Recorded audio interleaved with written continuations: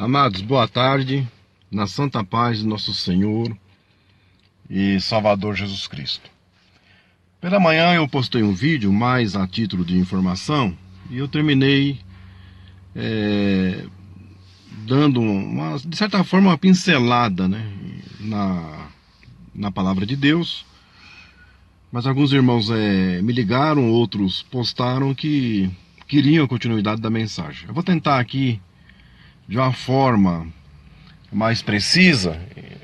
Eu estou no meu horário de almoço aqui, mas a palavra ela está no Salmo de número 91, o verso 1, que diz assim: aquele que habita no esconderijo do Altíssimo, na sombra do Onipotente descansará. No Salmo 91, versículo 13, ele diz o seguinte: aquele que habita no esconderijo do Altíssimo, ele há de calcanhar a serpente e o leão, vírgula. Se você se perceber, essa serpente ela se torna uma cobra comum e o leão ele se torna um leãozinho. É muito importante, primeiro, que estamos falando de um esconderijo. Quando o salmista Davi ele fala desse salmo, salmo de número 91, ele está falando de esconderijo. Ora, é um esconderijo e é esconderijo de Deus. A princípio, era para ninguém saber aonde seria esse esconderijo. Você já se perguntou? Aonde é esse esconderijo do Salmo de número 91? Quando Deus chamou Moisés para liderar o seu povo no deserto, Deus chamou ele de canto e falou: você vai fazer um tabernáculo, um templo móvel, com 3 dimensões, para que o meu povo adore eu ali. Eu quero que você fique preso nisso, porque isso é de suma importância, porque vamos falar de praga, exatamente nesse sentido. Quando Deus chama Moisés, ordena a ele que se faça um tabernáculo. E ele o faz em 3 dimensões. Ele faz um pátio, ele faz um santuário. Lá no pátio, nós temos o altar do holocausto e o lavatório onde os sacerdotes se lavavam após o sacrifício e os cerimoniais. Passando a pia, o lavatório, nós vamos chegar na segunda dimensão. Vamos passar a cortina, a segunda cortina, porque o primeiro cortinado está lá na entrada do pátio, em 4 cores. E agora nós estamos no segundo cortinado. Esse segundo cortinado nós vamos entrar. Você aí que é um pouco leigo no assunto de tipologia, imagina uma casa de 2 cômodos, tá bom? Então nós estamos entrando nesse primeiro cômodo da casa. À esquerda dessa casa fica o candelabro, castiçal ou candeeiro, como se queira. À direita ficava a mesa dos pães asmo, mesa de ouro ou mesa da proposição, como se queira. Um pouquinho à frente, em linha reta, que nós estamos vindo de leste a oeste, no sentido do ponto cardeal. Então, à frente nós temos o altar do incenso, o altar de ouro. Esse altar era onde era confeccionado, adorado ali. Quando eu falo adorado é porque o incenso composto que sai desse altar, ele é um símbolo inquestionável da adoração.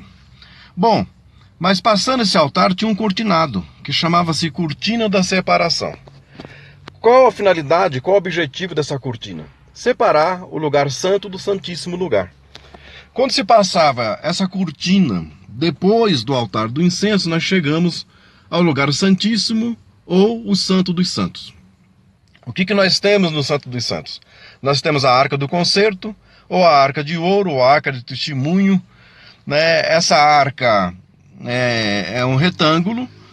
Dentro dela nós temos 3 coisas que serviam como testemunho de Deus na terra. As tábuas da lei, uma porção do maná que desceu dos céus estava dentro de um vaso, e a amendoeira que floresceu em favor da casa de Arão, que é a vara florida pela casa de Arão.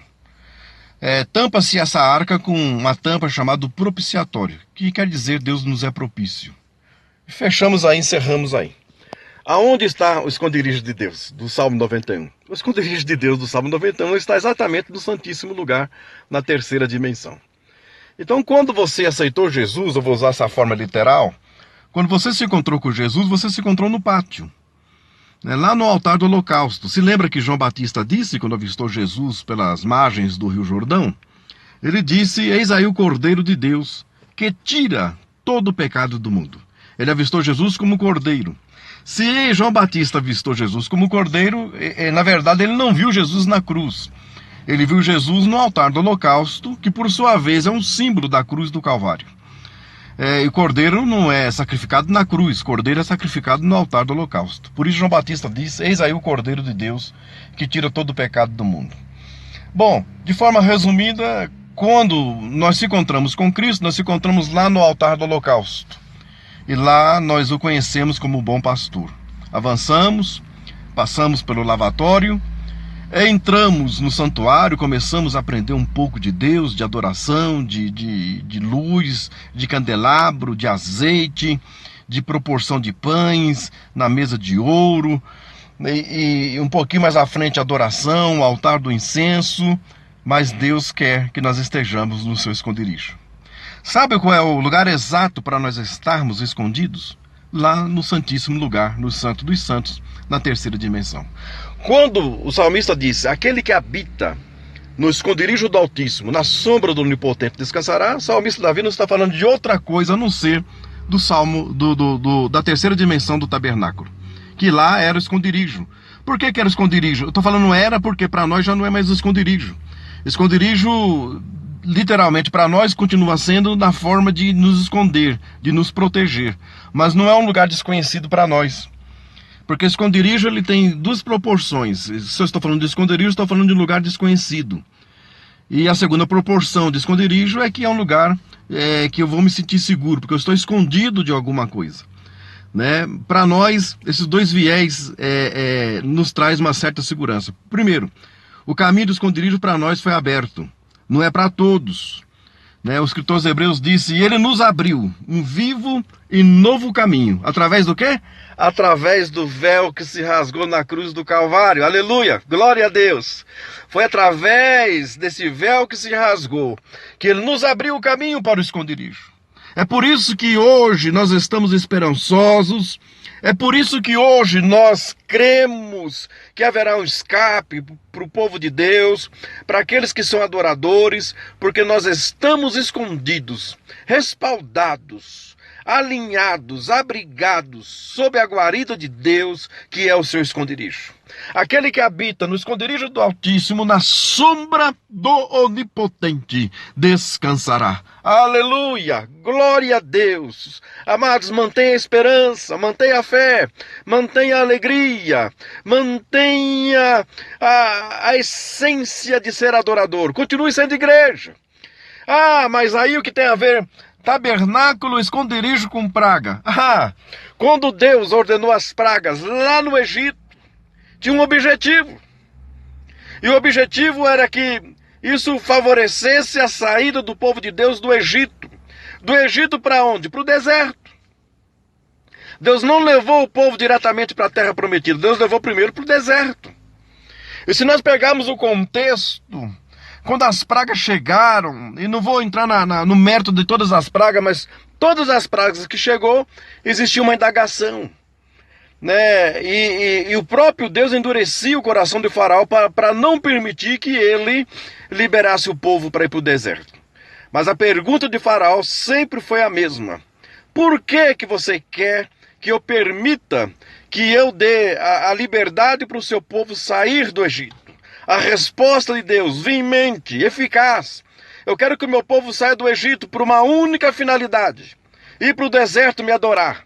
Ah, se você está entendendo o que Deus está tratando conosco nesses dias. É deserto? É. Tem praga? Tem. Mas estamos no deserto. E se estamos no deserto, nós não podemos perder um potencial que Ele nos deu. Porque, embora estejamos no deserto, nós estamos guardados no seu esconderijo. E só é guardado no esconderijo aquele que passa pelo altar do incenso. E para passar pelo altar do incenso, tem que ser adorador. Tem que ser adorador. Tem que ser igreja. Aleluia!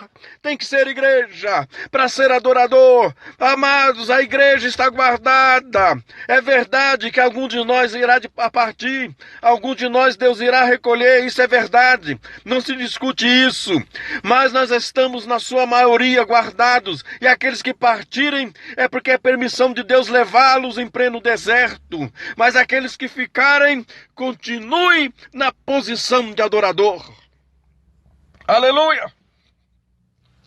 O outro ponto importante é que o versículo 13 do Salmo 91, aleluia, ele nos diz que nós teremos condições de pisar a serpente, de calcanhar a serpente e fazer do leão um leãozinho. Qual é o temor que está dentro de você? Eu não estou dizendo para você não tomar os procedimentos, ao contrário. Eu estou aqui o tempo todo orientando, aconselhando para você ficar dentro dos procedimentos de segurança nesses dias. Mas por outro lado, guarde uma coisa com você. Só pode pisar a cabeça da serpente. E estamos falando de uma serpente denominada Naja, do Salmo 91. E essa serpente, quando ela está pronta para atacar, quando ela está pronta para entrar no enfrentamento do seu adversário, da sua presa, ela fica exatamente nessa posição.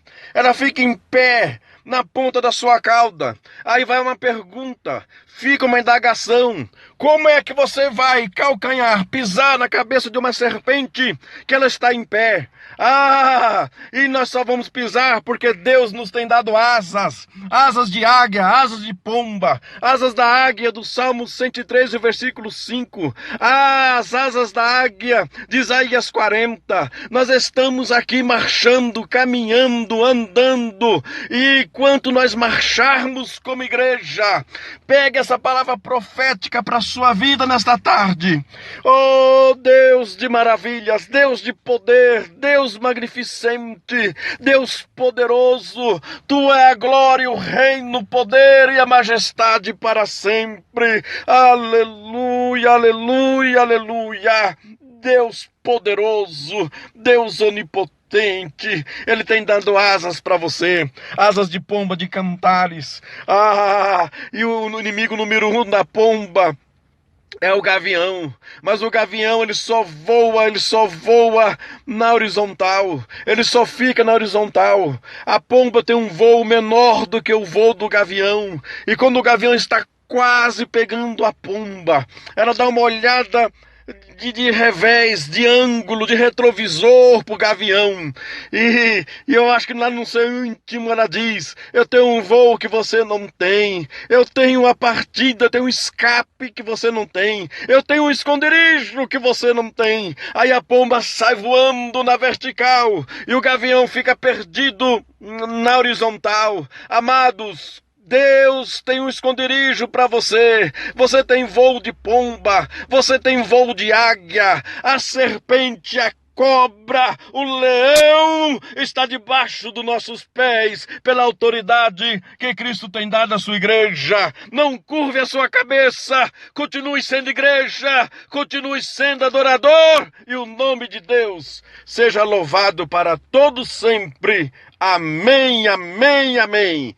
Paz a todos. Em breve tempo eu espero encontrá-lo para nós darmos aquele abraço em Cristo Jesus.